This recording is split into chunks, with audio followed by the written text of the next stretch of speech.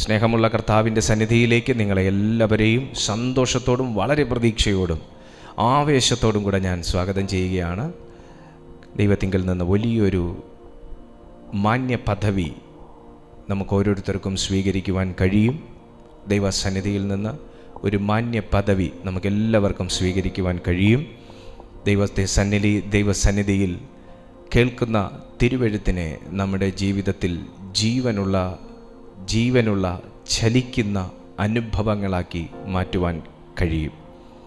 അത് ഓരോ ദിവസവും നമുക്ക് നമ്മുടെ ജീവിതത്തിൽ അനുഭവങ്ങളാക്കി ദൈവം കാണിച്ചും കേൾപ്പിച്ചും കൊണ്ടിരിക്കുന്ന കാര്യങ്ങളാകുന്നുവല്ലോ. ദൈവത്തിൻ്റെ അധരത്തിൽ നിന്ന് പുറപ്പെടുന്ന ദൈവവചനത്തെ ചലിക്കുന്ന അനുഭവങ്ങളാക്കി മാറ്റുന്നത് നാം അനുദിനം കേട്ടുകൊണ്ടും കണ്ടുകൊണ്ടും അറിഞ്ഞുകൊണ്ടും ഇരിക്കുന്ന കാര്യങ്ങളാകുന്നുവല്ലോ. ആകയാൽ ഇന്ന് കേൾക്കുന്ന തിരുവെഴുത്തും നമ്മുടെ എല്ലാവരുടെയും ജീവിതത്തിൽ ഒരു ചലിക്കുന്ന അനുഭവങ്ങളാക്കി മാറ്റുമെന്ന് ഞാൻ പൂർണ്ണമായി വിശ്വസിക്കുന്നു.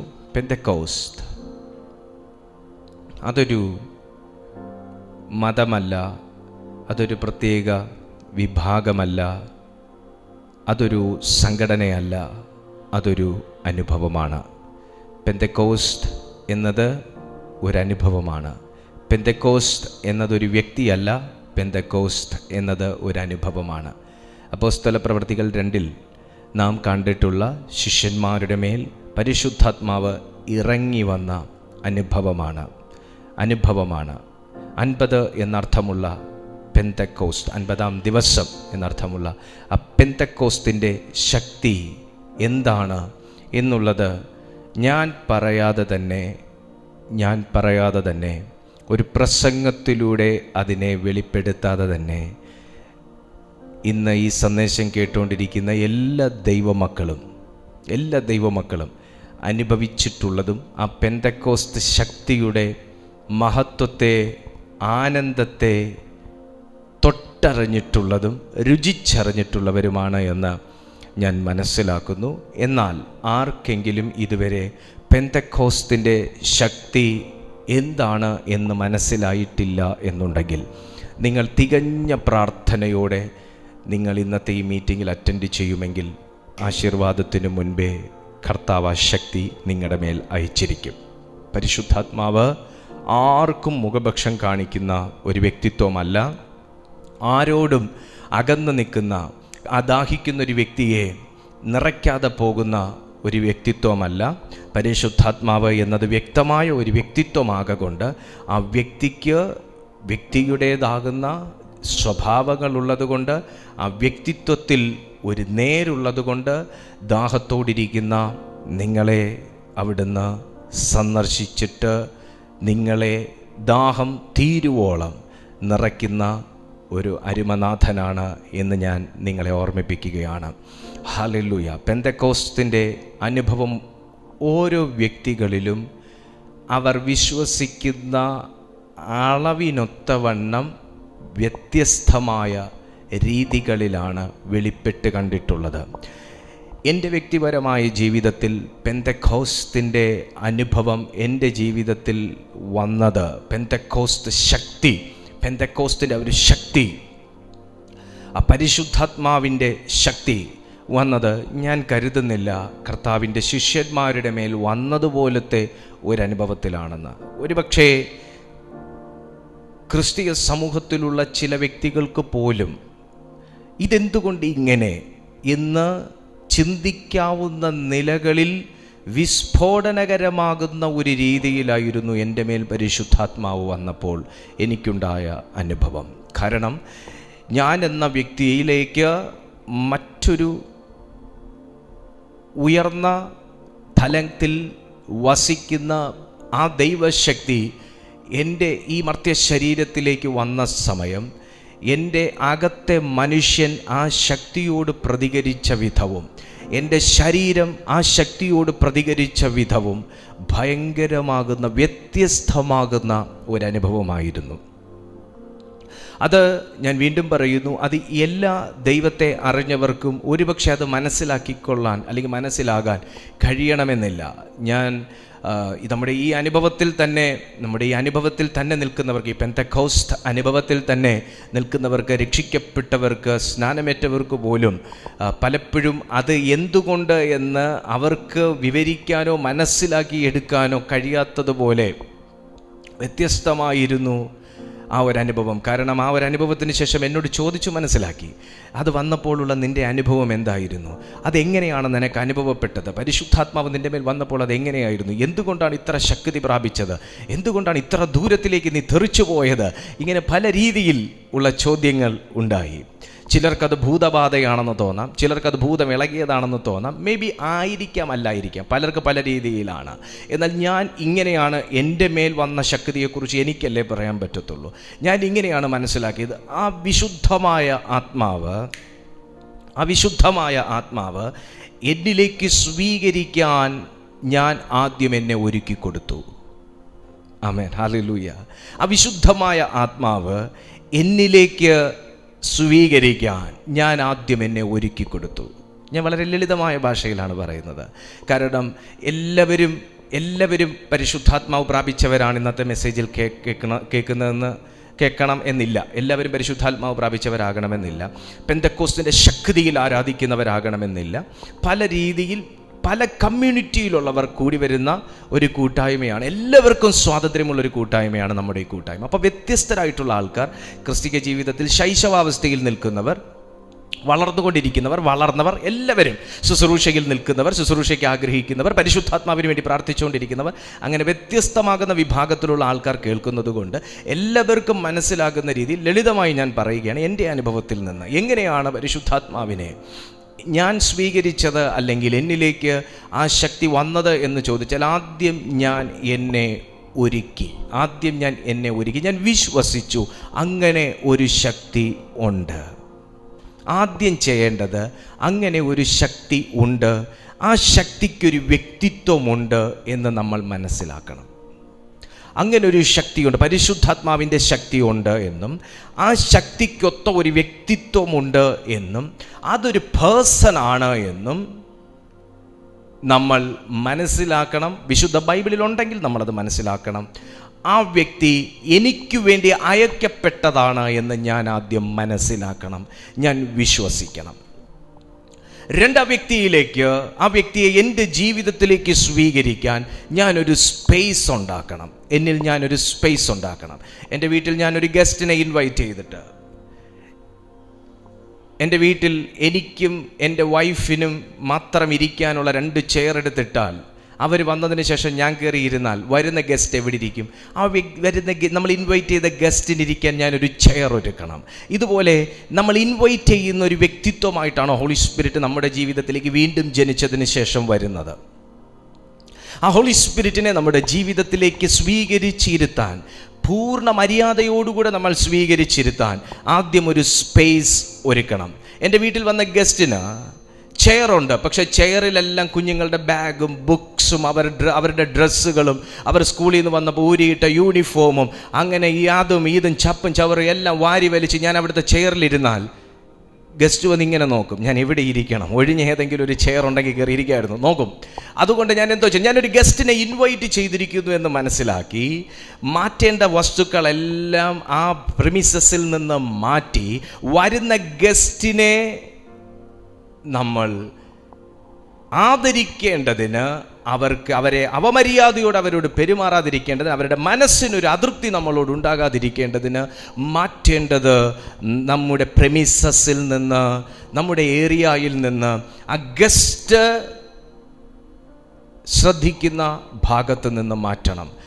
ഒരു ഹോളി സ്പിരിറ്റിനെ നമ്മുടെ ജീവിതത്തിലേക്ക്, നമ്മുടെ ലൈഫിലേക്ക് നമ്മൾ ക്ഷണിക്കുമ്പോൾ നമ്മുടെ മനസ്സാകുന്ന പ്രിമിസസിൽ നിന്ന് എന്തെല്ലാം വേണ്ടാത്തതുണ്ടോ, ചപ്പും ചവറുമായതെല്ലാം, ആകുല ചിന്തകൾ ഉൾപ്പെടെ, ദുർസംശയം ഉൾപ്പെടെ, അശുദ്ധി ഉൾപ്പെടെ, ദുഷ്കാമം ഉൾപ്പെടെ എല്ലാ ഹാബിറ്റ്സും, ദൈവികമല്ലാത്ത എല്ലാ ഹാബിറ്റ്സും നമ്മൾ ചപ്പെന്നും ചവറെന്നും എണ്ണേണ്ടതെല്ലാം നമ്മുടെ ഉള്ളിൽ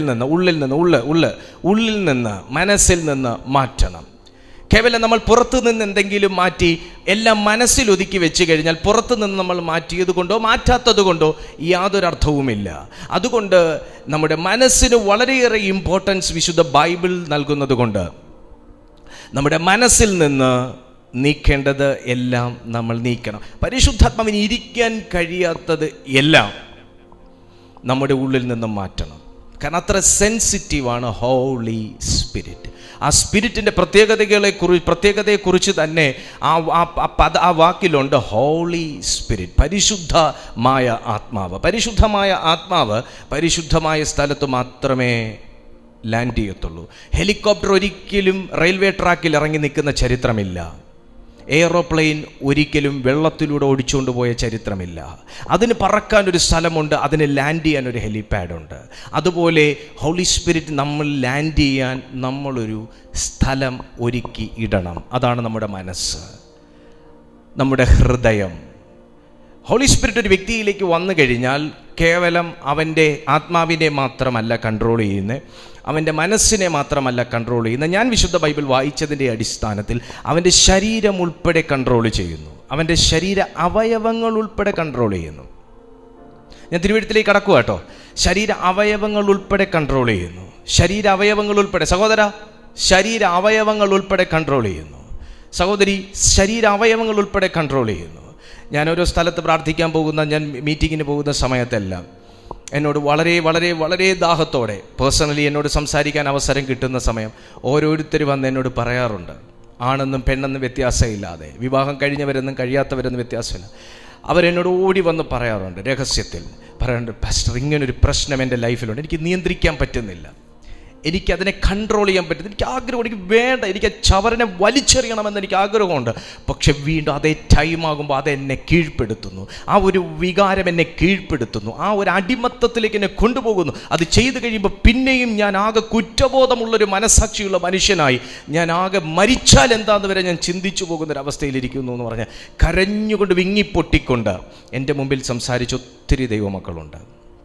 അതിൻ്റെ പശ്ചാത്തലത്തിൽ ഞാൻ പറയുന്നു, ഇന്നത്തെ ഈ സന്ദേശം കണ്ടുകൊണ്ടിരിക്കുമ്പോഴും വിശുദ്ധന്മാരാണ് എല്ലാവരും എന്ന് പറയുന്ന ഞാൻ ഉൾപ്പെടെ വിശുദ്ധന്മാരാണ് എല്ലാവരും കാണുന്നതെന്ന് ഞാൻ കരുതുന്നില്ല. നമ്മളെല്ലാവരും വീക്ക്നെസ്സുകളുള്ളവരാണ്, ബലഹീനതകളുള്ളവരാണ്. എന്നാൽ നമ്മെ ബലഹീനതകളുള്ളവരാണെന്ന് അറിഞ്ഞതുകൊണ്ടാണ് പ്രിയപ്പെട്ടവരെ ബലഹീനതയിൽ താങ്ങേണ്ട പരിശുദ്ധാത്മാവിനെ സൗജന്യമായി തന്നത്.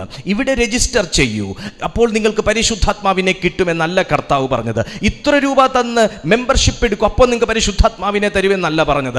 സൗജന്യമായി പരിശുദ്ധാത്മാവിനെ തന്നു, സൗജന്യമായി രക്ഷയെ തന്നു, സൗജന്യമായി പുത്രനെ തന്നു, സൗജന്യമായി രക്തത്തിൻ്റെ ശക്തി തന്നു, സൗജന്യമായി യേശുവിൻ്റെ രക്തം പറയാനുള്ള അവകാശം തന്നു, സൗജന്യമായി ആമേൻ വഴി സത്യം ജീവൻ, ആമേൻ സൗജന്യമായി നിത്യതയിലേക്കുള്ള പ്രവേശനം തന്നു, സൗജന്യമായി അവനോടുകൂടി ഇരിക്കാനുള്ള അവകാശം തന്നു യേശുവിൻ്റെ നാമത്തിൽ. തീർന്നില്ല, സൗജന്യമായി പുത്രത്വത്തിന്റെ ആത്മാവിനെ തന്നു. എപ്പോഴാ പുത്രത്വത്തിന്റെ ആത്മാവ് വർക്ക് ചെയ്യുന്നത്? അടിമത്തത്തിന്റെ ദാസ്യത്വത്തിന്റെ അവകാശങ്ങളിൽ നിന്നും അടിമത്തത്തിൽ നിന്നും പൊട്ടി പുറത്തു വരുന്ന ആ സെക്കൻഡിൽ നിന്റെ മേൽ പുത്രത്വത്തിന്റെ ആത്മാവ് വർക്ക് ചെയ്തു തുടങ്ങും. ഒന്നും കൂടെ ലളിതമായി പറഞ്ഞാൽ, പുത്രത്വത്തിന്റെ ആത്മാവിനെ നിങ്ങൾ സ്വീകരിച്ചു കഴിയുമ്പോൾ അടിമക്കെട്ടുകൾ, അടിമച്ചങ്ങലകൾ ആ പുത്രത്വ ശക്തിയാൽ, ബോധ്യത്താൽ, അവബോധത്താൽ നമ്മൾ തന്നെ വലിച്ചുരുമി പൊട്ടിച്ച് ആ പുത്രത്വത്തിന്റെ അനുഭവത്തിലേക്ക് നമ്മൾ കയറും. സൗജന്യമാണ്. പ്രിയപ്പെട്ട സഹോദരനും സഹോദരിക്കും, പ്രിയപ്പെട്ട കുടുംബത്തിനും പരിശുദ്ധാത്മാവിനെ സ്വീകരിക്കണമെങ്കിൽ രജിസ്ട്രേഷൻ ആവശ്യമാണ്. തീർച്ചയായിട്ടും രജിസ്ട്രേഷൻ ആവശ്യമാണ്. അത് എഫഥാ ഇൻ ജീസസ് മിനിസ്ട്രീസിലല്ല. നിങ്ങളുടെ വായി കൊണ്ട് നിങ്ങൾ ഏറ്റുപറയുകയും നിങ്ങളുടെ ഹൃദയം കൊണ്ട് നിങ്ങൾ വിശ്വസിക്കുകയും നിങ്ങളുടെ മനസ്സൊരുക്കി നിങ്ങൾ ദൈവസന്നിധിയിലിരുന്ന്, കർത്താവേ, ഈ പരിശുദ്ധാത്മാവ് സൗജന്യമായതുകൊണ്ട് ആ ആത്മാവിനെ ഞാൻ വിശ്വസിക്കുന്നു, സൗജന്യമായി അങ്ങ് തന്നിരിക്കുന്നു എന്ന് തിരുവെഴുത്തിൽ മനസ്സിലാക്കുന്നു. അതിന് പ്രത്യേകിച്ച് ഒരു ചടങ്ങും ഇല്ല എന്ന് ഞാൻ മനസ്സിലാക്കുന്നു. ഞാൻ അങ്ങയിൽ വിശ്വസിക്കുക എന്ന ഒരു രജിസ്ട്രേഷൻ മാത്രമേ ആവശ്യമുള്ളൂ എന്ന് ഞാൻ മനസ്സിലാക്കുന്നു. ആകയാൽ ആ പരിശുദ്ധാത്മാവിനെ എന്നിലേക്കൊന്ന് പകരണം. ഞാൻ ഇത്രേ ചെയ്തുള്ളൂ. എനിക്ക് ഭയങ്കര വിലക്കൊക്കെ ആയിരുന്നു.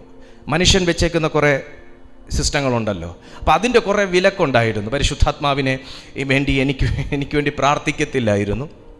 അങ്ങനെയൊക്കെയുള്ള ഒരുപാട് അവസ്ഥകൾക്കകത്തുകൂടെ ഞാൻ കടന്നുപോയി. ഞാൻ ഒരുപാട് തിക്താനുഭവങ്ങൾക്കകത്തൂടെ കടന്നു പോകേണ്ടി വന്നു. അവഗണനകൾക്കകത്തുകൂടെ കടന്നു പോകേണ്ടി വന്നു. നന്നായി ആരെങ്കിലും തലയെ കൈവച്ച് പ്രാർത്ഥിച്ചാണ് ഞാൻ ഒന്ന് കുലുങ്ങിയതെങ്കിൽ ഞാൻ നിങ്ങളോട് ഇന്ന് അത് പറഞ്ഞത്, നിങ്ങൾ ആരെങ്കിലും കൊണ്ട് പ്രാർത്ഥിപ്പിക്കണം, പരിശുദ്ധാത്മാവ് നിങ്ങളുടെ മേൽ വരും. യെസ്, ഒരു വ്യക്തി ഞാൻ തലയെ കൈവച്ചിട്ട്, എന്നെ കൊണ്ട് തലയിൽ കൈവെപ്പിച്ചിട്ട് അഭിഷേകം പ്രാപിച്ച പലരുണ്ട്. അങ്ങനെ ഒരു സിസ്റ്റം ആത്മമണ്ഡലത്തിലുണ്ട്. ഇല്ലയെന്ന് ഞാൻ പറയത്തില്ല, ഒരിക്കലും പറയത്തില്ല. നമ്മൾ തലയെ കൈവെക്കുമ്പോൾ ദൈവശക്തികൾ നിറയും. അത് നമ്മുടെ വിശ്വാസം അവരുടെ വിശ്വാസവും കൂടെ കൊണ്ടാണ്. അതിനുമേൽ അഭിഷേകവും വർക്ക് ചെയ്യുന്നുണ്ട്, 100% വർക്ക് ചെയ്യുന്നുണ്ട്. പക്ഷേ ഒറ്റയ്ക്ക് കരഞ്ഞവൻ്റെ മേലും ദൈവശക്തി വ്യാപരിച്ചിട്ടുണ്ട്. ഒറ്റയ്ക്കിരുന്ന് പ്രാർത്ഥിച്ചവൻ്റെ മേലും പരിശുദ്ധാത്മാവ് വ്യാപരിച്ചിട്ടുണ്ട്. അങ്ങനെ ഞാൻ പ്രാർത്ഥിച്ചുകൊണ്ടിരുന്ന സമയത്ത് സൗജന്യമായി എൻ്റെ മേൽ പകരപ്പെട്ട പരിശുദ്ധാത്മാവിന് വേണ്ടി ഞാൻ ഒരുക്കി കൊടുത്തത് ഒന്നേ ഉള്ളൂ. ഞാനൊരു പാപിയാണെന്ന് ഞാൻ സമ്മതിച്ചു. പാപത്തിൽ തുടരാൻ ഞാൻ ആഗ്രഹിക്കുന്നില്ലെന്ന് തീരുമാനമെടുത്തു. എനിക്ക് മാറ്റങ്ങൾ ആവശ്യമാണെന്ന് ഞാൻ മനസ്സിലാക്കി. ദൈവത്തിന് വസിക്കാൻ ഒരിടം നമ്മിലുണ്ട് എന്ന് ഞാൻ മനസ്സിലാക്കി. അവിടുത്തെ പരിശുദ്ധാത്മാവിന് നമ്മളിൽ പ്രവർത്തിക്കാൻ കഴിയുമെന്ന് ഞാൻ മനസ്സിലാക്കി. ഇത്രയും പക്വതയോടെ ഇതൊക്കെ പറയാൻ പറ്റിയത് ഇപ്പോഴാണ്. അന്ന് ഇങ്ങനെയൊന്നുമില്ല. അന്നിങ്ങനെ ചിതറിയ കുറേ ഐഡിയാസ് മാത്രമേ എനിക്കുള്ളൂ. പരിശുദ്ധാത്മാവ് വന്നതിന് ശേഷം ഇത്രയും പക്വതയോടെ ഇതിനെ പറയാൻ സാധിക്കുന്നു. അപ്പോൾ ഇതൊക്കെ മനസ്സിലാക്കിയപ്പോൾ എൻ്റെ മേൽ അവിടുന്ന് അത് പകർന്നു. നിങ്ങളുടെ മേലും അത് പകരും. നിങ്ങളിലേക്കും ദൈവാത്മാവ് അത് പകരും. നിങ്ങളെയും ദൈവം നിറയ്ക്കും. നമുക്ക് വിശ്വസിക്കുന്നൊരു മനസ്സ് മാത്രം മതി. ഞാൻ നിങ്ങളോട് പറഞ്ഞു, ഞാൻ തിരുവെഴുത്തിലേക്ക് കയറുകയാണ്. പരിശുദ്ധാത്മാവ് നമ്മളിൽ വന്നാൽ ഞാൻ നിങ്ങളോട് പറഞ്ഞു, നമ്മുടെ ആത്മാവിലേക്ക് പരിശുദ്ധാത്മാവ് വന്നതിന് ശേഷം ആ പരിശുദ്ധാത്മാവ് നമ്മുടെ മനസ്സിനെയും വികാരങ്ങളെയും ആത്മാവിനെയും മാത്രമല്ല കൺട്രോൾ ചെയ്യുന്നത്, നമ്മുടെ ശരീരത്തെയും അവയവങ്ങളെപ്പോലും കൺട്രോൾ ചെയ്യുന്നു. നിങ്ങളൊരു കാര്യം മനസ്സിലാക്കിക്കോ, എൻ്റെ അകത്ത് കയറി പരിശുദ്ധാത്മാവിനെ കുത്തി നോവിക്കാൻ സാത്താന് കഴിയത്തില്ല. ക്ലിയർ? എൻ്റെ അകത്ത് കയറി പരിശുദ്ധാത്മാവിനെ കുത്തി നോവിക്കാൻ സാത്താന് കഴിയത്തില്ല. അതിനുള്ള റൈറ്റില്ല, അതിനുള്ള പവറില്ല സാത്താന്. എന്നാൽ ഇപ്പം എൻ്റെ കണ്ണിനെ നിങ്ങൾ കുത്തണമെങ്കിൽ, നിങ്ങൾ കുത്താൻ വരുമ്പോൾ ഞാൻ എൻ്റെ കൈ കൊണ്ട് തടുക്കും. ഇനി എൻ്റെ കണ്ണിനെ കുത്തണമെങ്കിൽ ആരും തടുക്കത്തില്ല, ഞാൻ കുത്തിയാൽ മതി. കറക്റ്റ്? എൻ്റെ കണ്ണിനെ നിങ്ങൾക്ക് കുത്തണമെങ്കിൽ നിങ്ങൾ കൈ കൊണ്ട് കുത്താൻ വരുമ്പോൾ ഞാൻ തടുക്കും. എന്നാൽ എൻ്റെ കണ്ണിനെ ഞാൻ കുത്താൻ പോയി ആരും തടുക്കത്തില്ല. ഞാൻ കുത്തണമെന്ന് വെച്ചാൽ എൻ്റെ കണ്ണിൽ തന്നെ അത് കൊള്ളുകയും ചെയ്യും. ശരിയല്ലേ? എന്നെ കൊണ്ട് എന്നിലിരിക്കുന്ന ഹോളി സ്പിരിറ്റിനെ വേദനിപ്പിക്കാൻ പറ്റത്തുള്ളൂ. മനസ്സിലായോ? എന്നെ കൊണ്ട് എന്നിലിരിക്കുന്ന ഹോളി സ്പിരിറ്റിനെ കുത്താൻ പറ്റത്തുള്ളൂ, വേദനിപ്പിക്കാൻ പറ്റത്തുള്ളൂ, പരിഹസിക്കാൻ പറ്റത്തുള്ളൂ, ദുഃഖിപ്പിക്കാൻ പറ്റത്തുള്ളൂ, വ്യസനിപ്പിക്കാൻ പറ്റത്തുള്ളൂ. അവൻ എടുക്കുന്ന വെപ്പൺ എന്ന് പറയുന്നത് എന്നെ തന്നെയാണ്, എൻ്റെ ശരീരത്തെ തന്നെയാണ്. എന്ന് പാപത്തിനകത്തൊക്കെ ഒത്തിരി ഒരുപാട് ദൈവമക്കൾ പാപത്തിൻ്റെ ആസക്തികൾക്കകത്ത് കിടക്കുന്നത് അവരാഗ്രഹിച്ചിട്ടല്ല. ഞാൻ നിങ്ങളോട് പറയാം, അവരത് ആഗ്രഹിച്ചിട്ടല്ല. അവർക്കത് ചെയ്യണമെന്നോ, അവർക്കതിൽ തുടരണമെന്നോ, അവർക്കത് കാണണമെന്നോ, അവർക്കത് നുകരണമെന്നോ, അവർക്കത് കണ്ടിന്യൂ ചെയ്യണമെന്നോ ആഗ്രഹിച്ചിട്ടല്ല. ഏതൊരു പാപത്തിനകത്ത് ജീവിക്കുന്ന വ്യക്തിയെയും നിങ്ങൾ വിളിച്ച് ചോദിച്ചാൽ 98% ആൾക്കാരും പറയും, എനിക്കിത് വേണ്ട, പക്ഷേ ഞങ്ങളെ കൊണ്ട് പറ്റുന്നില്ല, എന്തോ ചെയ്യാനൊക്കെ, അതുകൊണ്ട് ഞങ്ങൾ ഇതിൽ തന്നെ അങ്ങ് തുടരുന്നു. ഇതിനകത്താകുമ്പോൾ ഒരു സുഖമൊക്കെ ഉണ്ട്, ഞങ്ങളെ ആരും ഹെൽപ്പ് ചെയ്യുന്നുമില്ല എന്നവർ നമ്മളോട് പറയും. എന്നാൽ 2% ആൾക്കാർ ഞങ്ങൾക്ക് ഇതിനോടൊന്നും ഒരു താല്പര്യമില്ല, ഞങ്ങൾക്ക് ഈ ലൈഫാണ് സുഖം, നിങ്ങൾ പോകും നിങ്ങളുടെ പണിക്ക് എന്ന് പറഞ്ഞ് നമ്മളെ അങ്ങ് താറ്റി വിടുകയും ചെയ്യും. എന്നാൽ ഈ 98% ആൾക്കാരെ കർത്താവ് സ്നേഹിക്കുന്നു. 2% ആൾക്കാരെയും കർത്താവ് സ്നേഹിക്കുന്നു. അവർ നാളെ തിരിഞ്ഞു വന്നാൽ ആ 2% ആൾക്കാരെ കർത്താവ് പൂർണ്ണ മനസ്സോടെ അവിടുന്ന് കൈക്കൊള്ളുമെന്ന് ഞാൻ അറിയുന്നു തിരുവെഴുത്തിൽ നിന്ന്. 98% ആൾക്കാരും ആഗ്രഹിച്ചിട്ടല്ല അവർ തെറ്റുകൾ ചെയ്യുന്നത്. നമ്മുടെ വീട്ടിലുള്ളവർ നമുക്ക് എഗെയിൻസ്റ്റായിട്ട് സംസാരിക്കുന്നത് അവരാഗ്രഹിച്ചിട്ടല്ല. നമ്മുടെ കൂടെ നിൽക്കുന്നവർ നമ്മുടെ കുതികാൽ വെട്ടുന്നത് അവരാഗ്രഹിച്ചിട്ടല്ല. നമുക്കെതിരെ അസൂയപ്പെടുന്നത് അവരാഗ്രഹിച്ചിട്ടല്ല. പക്ഷെ അവരിൽ അങ്ങനൊരു തിന്മയുടെ പ്രവർത്തനം ഉളവാകുന്നു. കാരണം എന്നാ? എന്നെ കൊണ്ടേ എന്നെ കുത്തിക്കാൻ പറ്റത്തുള്ളൂ എന്നതുപോലെ എൻ്റെ കൊണ്ടേ എൻ്റെ അകത്തിരിക്കുന്ന പരിശുദ്ധാത്മാവിനെ നിലനിർത്താനും ഇറക്കി വിടാനും സാധിക്കത്തുള്ളൂ. ഇറക്കി വിടാനും നിലനിർത്താനും സാധിക്കുന്നത് എന്നിലൂടെയും എൻ്റെ പ്രവർത്തനങ്ങളിലൂടെയും മാത്രമാണ്. അതങ്ങനെ ഒരു സിസ്റ്റമാണ് മനുഷ്യനിൽ ദൈവം വെച്ചിരിക്കുന്നത്. നമുക്ക് ആരാധിച്ചു പരിശുദ്ധാത്മാവിനെ നിലനിർത്താൻ പറ്റത്തില്ല. നമുക്ക് ദൈവവചനം കേട്ട് മാത്രം പരിശുദ്ധാത്മാവിനെ നിലനിർത്താൻ പറ്റത്തില്ല. നമ്മൾ ഡെയിലി രാവിലെ എഴുന്നേറ്റ് പ്രാർത്ഥിച്ചു മാത്രം പരിശുദ്ധാത്മാവിനെ അനുഭവിച്ച് നിലനിർത്താൻ പറ്റത്തില്ല. നമ്മുടെ പ്രാർത്ഥനകളോടൊപ്പം തന്നെ നമ്മുടെ ജീവിത രീതിയിലും കൂടെ മാത്രമേ നമുക്ക് ഹോളി സ്പിരിറ്റിനെ നിലനിർത്താനും പ്ലസ് ആ ദൈവശക്തി അനുദിനം നമ്മിൽ വർദ്ധിപ്പിക്കാനും കഴിയത്തുള്ളൂ. മനസ്സിലാക്കിക്കോ, ഓരോ ദിവസവും നമ്മുടെ ശരീരം വയസ്സായിക്കൊണ്ടായിരിക്കുന്നത്, പ്രായമേറിക്കൊണ്ടായിരിക്കുന്നത്.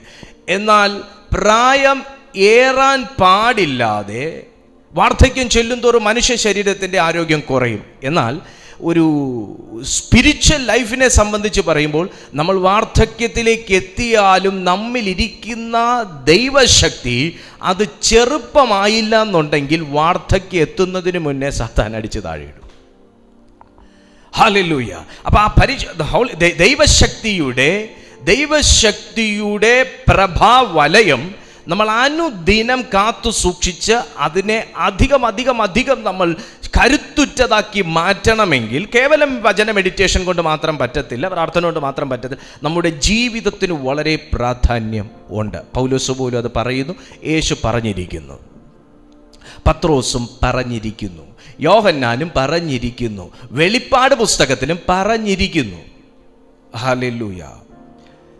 ഞാൻ ഇന്നലെ ഇങ്ങനൊരു വാക്ക് കേട്ടു. വെളിപ്പാട് പുസ്തകം എഴുതിയതാരാ? ആർക്കാ സംശയം? യോഹന്നാൻ. അപ്പോൾ പറഞ്ഞു അല്ല. അപ്പോൾ പിന്നെ ആരാ എഴുതിയ? അത് യേശുക്രിസ്തുവാ എഴുതിയത്. വെളിപ്പാട് പുസ്തകം യേശുക്രിസ്തുവാ എഴുതിയത്.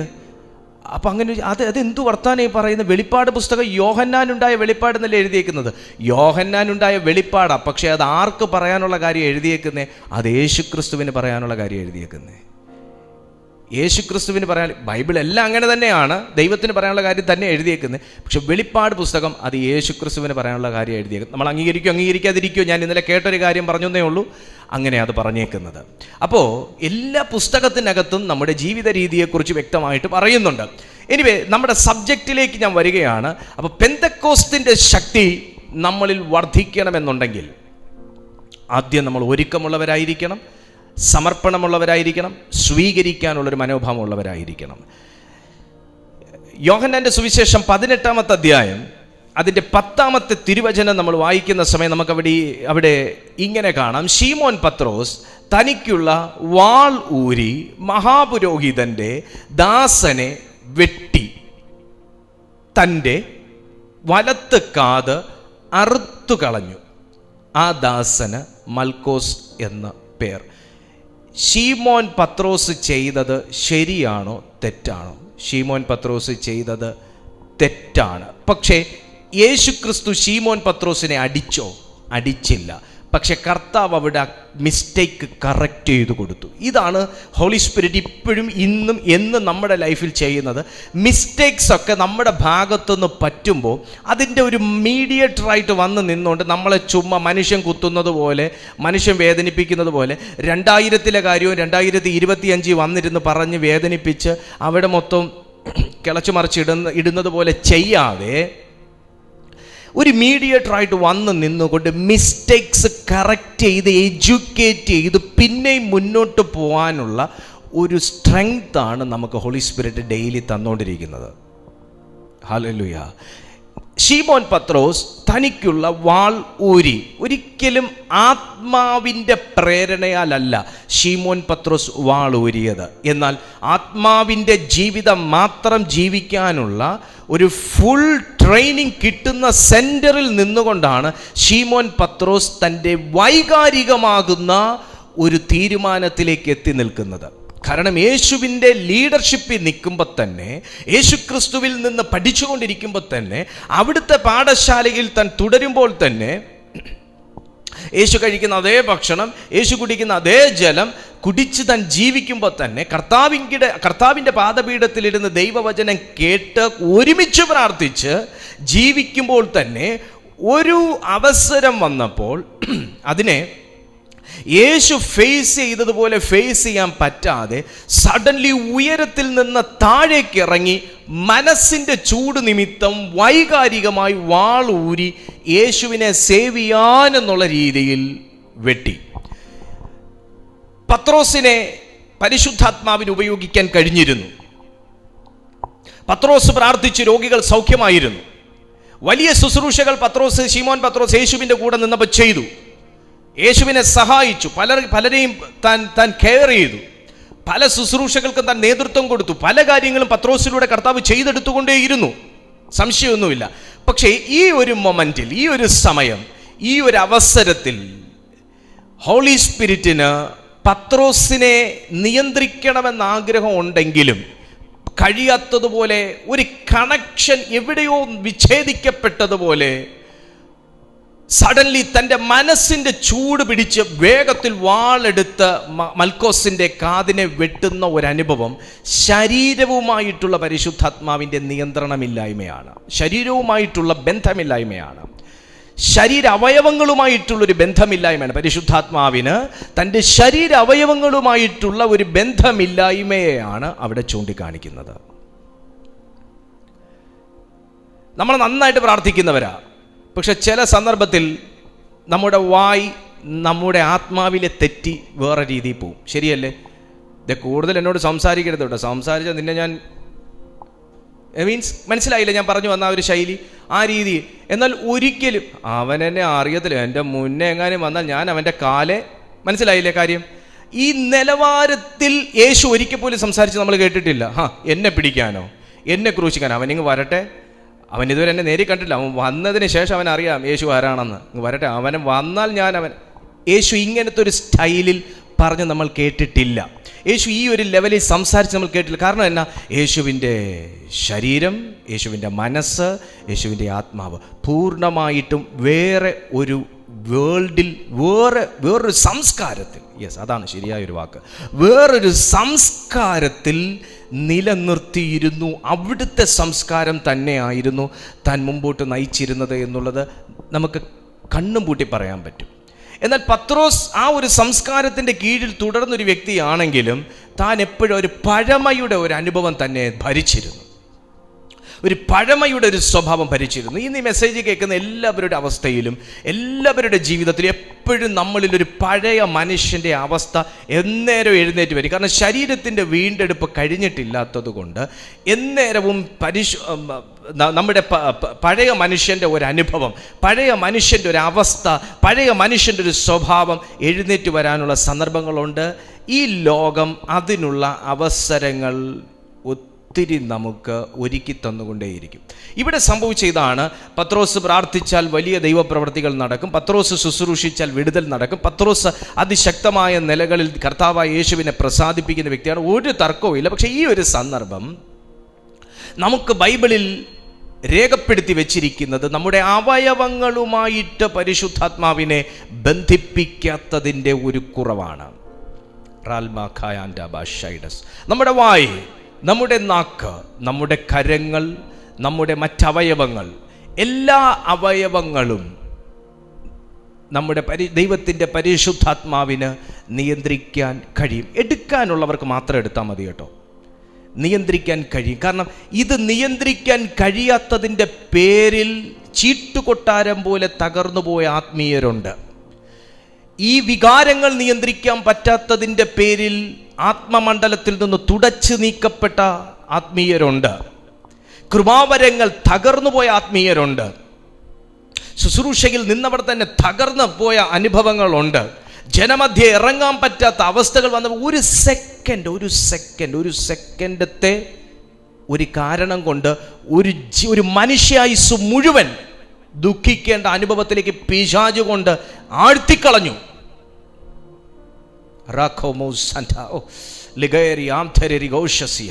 പക്ഷെ ഇന്ന് അകത്തെ മനുഷ്യന് ചൂട് പിടിക്കുന്ന ആരെങ്കിലുമൊക്കെ ഉണ്ടെങ്കിൽ നിങ്ങളൊരു 2 അധികാരം എടുത്തോണം. എന്നാന്നറിയാം? ഒന്ന്, നിങ്ങൾ നിങ്ങളെ തന്നെ നിയന്ത്രിക്കുന്ന, നമ്മെ തന്നെ കടിഞ്ഞാണിട്ട് നിയന്ത്രിക്കുന്ന ഒരഭിഷേകം. 2, ഈ അവസ്ഥയിൽ കിടക്കുന്നതിനെയൊക്കെ കരുണയോടെ കണ്ട് അവരെ ശുശ്രൂഷിച്ച് അവരുടെ മേലൊരു പുതുബലം പകരാനുള്ളൊരു അഭിഷേകം. എന്തിന് പരിശുദ്ധാത്മാവിനെ നമ്മൾ ഈ നിലയിൽ കെയർ ചെയ്യണം എന്ന് ചോദിച്ചാൽ, നമ്മുടെ ആത്മീയ ശക്തി വർദ്ധിക്കുന്നത് നമ്മുടെ ആത്മാവ്, നമ്മുടെ ദേഹി, നമ്മുടെ ദേഹം. ഈ മൂന്നും ഒരുപോലെ ഒരേ റിലത്തിൽ വർക്ക് ചെയ്യുമ്പോഴാണ് നമ്മുടെ ആത്മീയ ശക്തിക്ക് വർധനമുണ്ടാകുന്നത്. ഞാൻ എപ്പോഴും പറയുന്ന ഒരു ഉദാഹരണമാണ്, യേശു ചെയ്ത ആ റേഞ്ച് മിനിസ്ട്രി ഒന്നും യേശുവിൻ്റെ കാലഘട്ടത്തിൽ ശിഷ്യന്മാർക്ക് ചെയ്യാൻ പറ്റിയിട്ടില്ല. അതിനുശേഷം പറ്റി, അതിനേക്കാളധികം പറ്റി.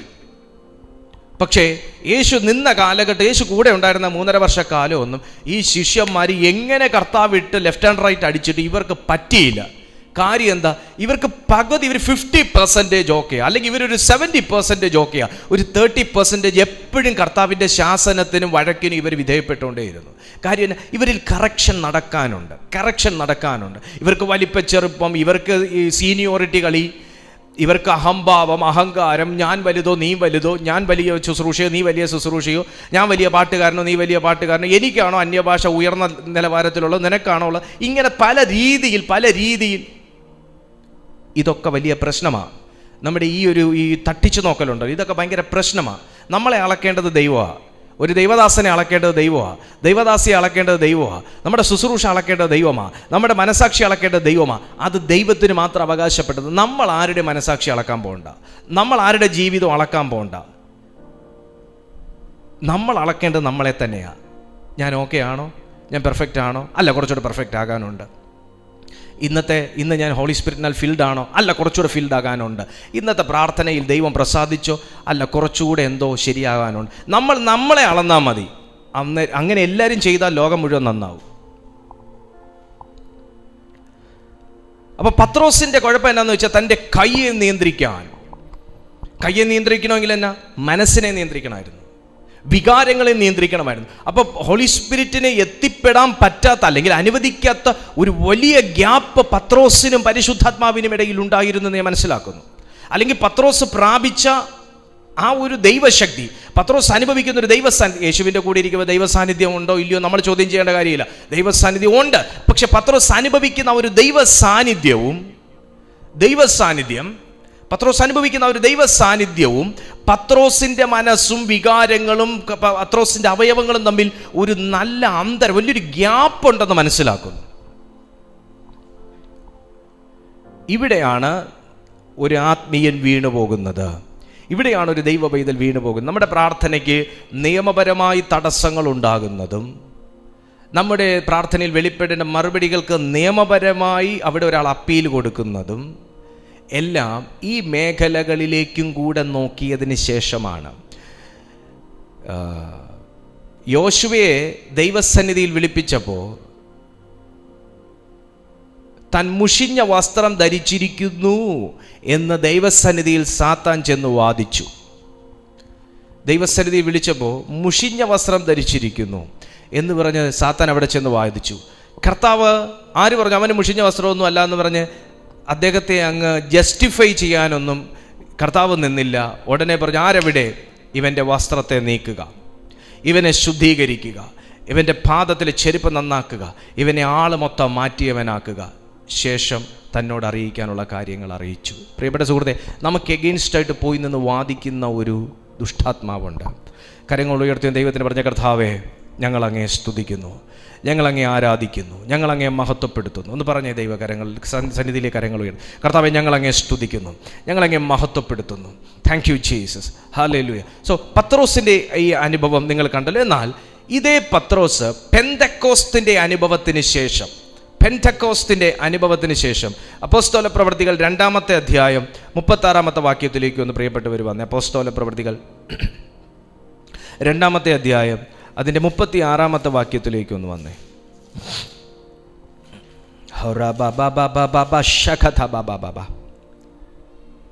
പത്രോസിൻ്റെ വാക്ക് മാറുന്നത് നമുക്ക് കാണാം, വെളിപ്പാട് മാറുന്നത് നമുക്ക് കാണാം, ആർജവം മാറുന്നത് നമുക്ക് കാണാം, സ്വരം മാറുന്നത് നമുക്ക് കാണാം.